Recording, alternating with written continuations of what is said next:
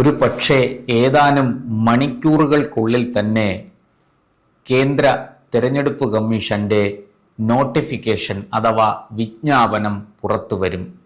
എന്നാണ് തിരഞ്ഞെടുപ്പ് നടക്കാൻ പോകുന്നതെന്ന് അപ്പോൾ നമുക്കറിയാൻ കഴിയും. ഇക്കുറി കേരളത്തിലെ നിയമസഭാ തെരഞ്ഞെടുപ്പ് എന്തുകൊണ്ടും സവിശേഷ ശ്രദ്ധ ആകർഷിക്കുന്ന ഒന്നാണ്. ആസാം, പശ്ചിമ ബംഗാൾ, തമിഴ്നാട്, പോണ്ടിച്ചേരി എന്നിവിടങ്ങളിലും തെരഞ്ഞെടുപ്പ് നടക്കുന്നുണ്ട്. അതിൽ കേരളമാണ് ഏറ്റവും ശ്രദ്ധ ആകർഷിക്കുന്ന സംസ്ഥാനം. പശ്ചിമ ബംഗാളിൽ BJPയും തൃണമൂൽ കോൺഗ്രസും നേരിട്ട് ഏറ്റുമുട്ടുമ്പോൾ ആസാമിൽ BJPയും കോൺഗ്രസും തമ്മിലാണ് മത്സരം. തമിഴ്നാട്ടിലാകട്ടെ ഒരു വശത്ത് DMKയും മറുവശത്ത് BJP നേതൃത്വം നൽകുന്ന NTA-യും ഇനിയൊരു വശത്ത് പുതിയ പാർട്ടിയുമായി കടന്നു വന്ന നടൻ വിജയും. അങ്ങനെ തമിഴ്നാട്ടിൽ ഏതാണ്ട് ഒരു ത്രികോണ മത്സരത്തിന് കളമൊരുങ്ങി എന്ന് നമുക്ക് പറയാം. എന്നാൽ കേരളത്തിൻ്റെ സ്ഥിതി അതല്ല. ഇവിടെ LDFും UDFുമാണ് പരമ്പരാഗതമായി മത്സരിച്ചു പോന്നിരുന്നത്. ഇക്കുറി അതിന് വ്യത്യാസം വരുത്തിക്കൊണ്ട് BJP ശക്തമായി കടന്നു വന്നിരിക്കുന്നു. മുമ്പൊക്കെ തിരുവനന്തപുരം ജില്ല കഴിഞ്ഞാൽ പിന്നെ വിരലിൽ എണ്ണാവുന്ന ചില മണ്ഡലങ്ങളിലാണ് BJP എന്തെങ്കിലും ഒരു വെല്ലുവിളി രണ്ട് മുന്നണികൾക്കുമായി ഉയർത്തുന്നത്. ഈ മുന്നണികൾക്കുള്ളിൽ ആ മുന്നണികളെ നയിക്കുന്ന ഇടതുമുന്നണിയെ നയിക്കുന്ന CPMും അതുപോലെ വലതു മുന്നണിയെ നയിക്കുന്ന കോൺഗ്രസും തരാതരം തമ്മിൽ കളിച്ച് ക്രോസ് വോട്ട് ചെയ്ത് അത്തരം വിരലിലെണ്ണാവുന്ന മണ്ഡലങ്ങളിലെല്ലാം BJPയെ തുടർച്ചയായി പരാജയപ്പെടുത്തിക്കൊണ്ടിരുന്നതും നമ്മൾ കണ്ടതാണ്. ഇക്കുറി ചിത്രം വ്യത്യസ്തമാണ്. ആർക്കും അങ്ങനെ ക്രോസ് വോട്ട് ചെയ്യാൻ കഴിയില്ല. കാരണം ഓരോ സീറ്റും വിലപ്പെട്ടതാണ്. അത് വെറുതെ വിട്ടുകൊടുക്കാൻ കഴിയില്ല. അതുകൊണ്ട് തന്നെ 140 മണ്ഡലങ്ങളിലും ശക്തമായ പോരാട്ടം നടക്കുന്നുണ്ട് എന്ന് വ്യക്തമാണ്. LDF BJPയെ ഭയന്ന് കോൺഗ്രസിന് ക്രോസ് വോട്ട് ചെയ്യുന്ന രീതിയും മറിച്ച് കോൺഗ്രസ് ചെയ്യുന്ന രീതിയും ഒക്കെ ഈ തെരഞ്ഞെടുപ്പോടുകൂടി അവസാനിക്കുമെന്ന് നമുക്ക് കരുതാം. അത്തരത്തിൽ ക്രോസ് വോട്ട് നടക്കുന്ന ഒരു പ്രധാനപ്പെട്ട മണ്ഡലമാണ് നേമം. നമുക്കറിയാം, അവിടെ BJPയെ തോൽപ്പിക്കാൻ വേണ്ടിയിട്ട് കോൺഗ്രസ് അവരുടെ വോട്ട് LDFന് കൊടുത്ത നിരവധി സംഭവങ്ങളുണ്ട്. 2011ലും 2021ലും ഇതുപോലെ കോൺഗ്രസ് മാത്രമല്ല, തീവ്ര മുസ്ലിം സംഘടനയായ SDPI പോപ്പുലർ ഫ്രണ്ട് എന്ന നിരോധിക്കപ്പെട്ട ഭീകര സംഘടനയുടെ രാഷ്ട്രീയ മുഖം എന്ന് വേണമെങ്കിൽ പറയാവുന്ന SDPI അഥവാ Social Democratic Party of India, അവർ പരസ്യമായി തന്നെ പറഞ്ഞു, ഞങ്ങളുടെ വോട്ട് LDFന് കൊടുത്തു, ഇവിടെ കോൺഗ്രസിന് കൊടുത്തിട്ട് കാര്യമില്ല, കോൺഗ്രസ് ജയിക്കില്ല, അതുകൊണ്ട് ഞങ്ങളുടെ വോട്ട് LDFന് കൊടുത്തു, ഇനിയും കൊടുക്കും എന്നാണ്. CPMുമായിട്ട് എന്തൊക്കെ വിരോധമുണ്ടെങ്കിലും ശരി, ഞങ്ങൾ BJPയെ ജയിക്കാൻ അനുവദിക്കില്ല, അതുകൊണ്ട് ഞങ്ങളുടെ വോട്ട് CPMന് കൊടുത്തു എന്നാണ് അതിൻ്റെ നേതാക്കൾ തെരഞ്ഞെടുപ്പിന് മുമ്പും പിമ്പും അവകാശപ്പെട്ടത്. ഇപ്പോഴും അങ്ങനെ തന്നെ, സ്ഥിതിയിൽ മാറ്റമൊന്നുമില്ല.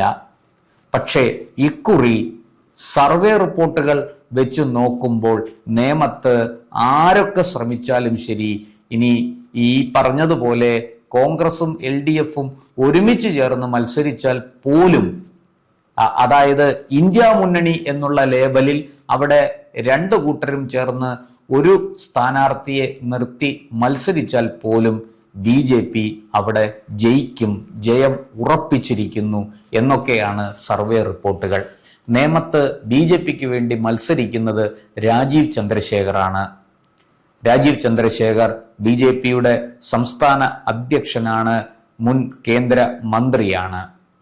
CPMന് വേണ്ടി അവിടെ പടക്കിറങ്ങുന്നത് നിലവിലെ MLAയും വിദ്യാഭ്യാസ മന്ത്രിയുമായ V ശിവൻകുട്ടി തന്നെയാണ്. എന്നാൽ കോൺഗ്രസിൻ്റെ കാര്യത്തിൽ അനിശ്ചിതത്വം തുടരുകയാണ്. കഴിഞ്ഞ തവണ സാക്ഷാൽ ലീഡറുടെ മകൻ കണ്ണോത്ത് മുരളീധരൻ നേമത്ത് വന്ന് മത്സരിച്ചു. വടകര MP ആയിരിക്കുമ്പോൾ തന്നെ നേമത്ത് വന്ന് മത്സരിച്ച് ഏതാണ്ട് 36,000-നടുത്ത് വോട്ട് പിടിച്ച് സുന്ദരമായിട്ട് തോറ്റു. പക്ഷേ അദ്ദേഹത്തിന് ഒരു നേട്ടം ഉണ്ടാക്കാനായി. അദ്ദേഹം BJPയെ പരാജയപ്പെടുത്തുന്നതിൽ മുഖ്യ പങ്ക് വഹിച്ചു. ഒരു പക്ഷേ കെ മുരളീധരൻ അല്ല മറ്റാരെങ്കിലുമാണ് അവിടെ മത്സരിച്ചിരുന്നതെങ്കിൽ BJP ഒരു ചെറിയ വോട്ടിനെങ്കിലും അവിടെ ജയിച്ചു കയറിയേനെ. ആ BJPയുടെ വിജയം അന്ധമായ രാഷ്ട്രീയ വിരോധവും രാഷ്ട്രീയ തൊട്ടുകൂടായ്മയും, അതായത് രാഷ്ട്രീയ അയിത്തവും കൽപ്പിച്ച് കോൺഗ്രസും ഇടതുപക്ഷവും ചേർന്ന് അട്ടിമറിക്കുകയായിരുന്നു. അവിടെ BJPക്ക് കിട്ടേണ്ട കുറെ വോട്ടുകൾ പിടിച്ചെടുത്ത് കെ മുരളീധരൻ ഒരു വിസ്മയമായി എന്ന് വേണമെങ്കിൽ ഈ VD സതീശന്റെ ഭാഷയിൽ നമുക്ക് പറയാം. ഇക്കുറി ആ വെല്ലുവിളികളെല്ലാം അതിജീവിക്കുന്ന തരത്തിലാണ് BJPയുടെ പ്രവർത്തനം മുന്നേറിയിരിക്കുന്നത്. ഇക്കഴിഞ്ഞ തദ്ദേശ തെരഞ്ഞെടുപ്പിൽ നേമം മണ്ഡലത്തിൽ നിന്ന് ഏതാണ്ട് 17 കൗൺസിലർമാരെ BJPക്ക് സൃഷ്ടിക്കാനായി. അതൊരു ചെറിയ കാര്യമല്ല. മാത്രമല്ല, അതിന് തൊട്ടു മുമ്പ് നടന്ന ലോക്സഭാ തെരഞ്ഞെടുപ്പിലും അവിടെ BJP നല്ല ഭൂരിപക്ഷത്തിന് മുന്നിൽ വന്നു. അവിടെ LDF 3-ാം സ്ഥാനത്തും UDF 2-ാം സ്ഥാനത്തുമാണ് വന്നു ചേർന്നത്. അതുകൊണ്ട് തന്നെ ഈ നിയമസഭാ തെരഞ്ഞെടുപ്പിൽ നേമത്ത് വലിയൊരു അട്ടിമറി നടക്കും എന്ന് BJP ഉറച്ചു വിശ്വസിക്കുന്നു. നിഷ്പക്ഷരായ വോട്ടർമാർ കൂട്ടം കൂട്ടമായി BJPക്ക് വോട്ട് ചെയ്യും എന്ന പ്രതീക്ഷയിലാണ് അവർ. എന്തായാലും രാജീവ് ചന്ദ്രശേഖർ അരയും തലയും മുറുക്കി രംഗത്തിറങ്ങിക്കഴിഞ്ഞു നിയമം തിരിച്ചു പിടിക്കാനായിട്ട്. 2016 തുറന്ന അക്കൗണ്ട് പിണറായി വിജയന്റെ നേതൃത്വത്തിൽ ഇരു മുന്നണികളും ഒത്തുചേർന്ന് പരിശ്രമിച്ചുകൊണ്ട് 2021 പൂട്ടി. എന്നാൽ 26 കഥ മറിച്ചാണ്. BJP അവിടെ പോളിയപ്പെടുന്ന വോട്ടിന്റെ പകുതിയിലധികം നേടിക്കൊണ്ട് വലിയ വിജയം നേടും എന്നാണ് പല സർവേകളും സൂചിപ്പിക്കുന്നത്. കോൺഗ്രസിന് ഇപ്പോഴും അവിടെ ഒരു സ്ഥാനാർത്ഥിയെ കണ്ടെത്താനായിട്ടില്ല. കെ മുരളീധരൻ ഇനി നേമത്ത് മത്സരിക്കില്ല എന്ന് അറിയിച്ചിട്ടുണ്ട്. മാത്രമല്ല, അദ്ദേഹം വട്ടിയൂർക്കാവ് കേന്ദ്രീകരിച്ച് പ്രവർത്തനം ആരംഭിക്കുകയും ചെയ്തിരിക്കുന്നു. അതുകൊണ്ട് തന്നെ കോൺഗ്രസിന് ഇക്കുറി കെ മുരളീധരനെ അവിടെ കിട്ടില്ല. പകരം യുവ നേതാവ് വൈഷ്ണ സുരേഷിന്റെ പേരാണ് ആദ്യം പറഞ്ഞു കേട്ടത്. എന്നാൽ അത് പെട്ടെന്ന് മാറുന്ന ഒരു സ്ഥിതിവിശേഷമുണ്ടായി. നിലവിൽ കൗൺസിൽ പാർട്ടി ലീഡറായിരിക്കുന്ന തിരുവനന്തപുരം കോർപ്പറേഷനിലെ പ്രമുഖനായ കോൺഗ്രസ് നേതാവ് നമ്മുടെ ശബരിനാഥൻ, പഴയ സ്പീക്കറൊക്കെ ആയിരുന്ന G കാർത്തികേയന്റെ മകൻ KS ശബരിനാഥൻ നേമത്ത് കോൺഗ്രസ് സ്ഥാനാർത്ഥിയായേക്കും എന്ന ഒരു വാർത്ത പുറത്തു വന്നിരുന്നു. ഇപ്പോഴിതാ ആ വാർത്തയും തെറ്റാണ് എന്ന് കോൺഗ്രസ് പറയുന്നു. ശബരിനാഥൻ തന്നെ അത് നിഷേധിക്കുകയും ചെയ്തിരിക്കുന്നു. അതായത് നേമത്ത് ഇപ്പോഴും കോൺഗ്രസിന് UDFന് കൃത്യമായി ഒരു സ്ഥാനാർത്ഥിയെ കണ്ടെത്താനായിട്ടില്ല. ഇത് BJPയുടെ സാധ്യതകൾക്ക് വലിയ പ്രാധാന്യം കൽപ്പിക്കപ്പെടുന്നു വോട്ടർമാരുടെ ഇടയിൽ. ഒരു പക്ഷേ ഈ സാധ്യതകളെല്ലാം മുൻനിർത്തി BJP അവിടെ വിജയിച്ചു വരാനുള്ള സാഹചര്യമുണ്ടെന്നാണ് പൊതുവെയുള്ള വിലയിരുത്തൽ. നമുക്ക് കാത്തിരിക്കാം. പ്രധാനപ്പെട്ട ഈ 3 പാർട്ടികളും അവരുടെ സ്ഥാനാർത്ഥികളെ പ്രഖ്യാപിച്ചതിനു ശേഷം നമുക്ക് ഈ വിഷയം വീണ്ടും ചർച്ച ചെയ്യാം.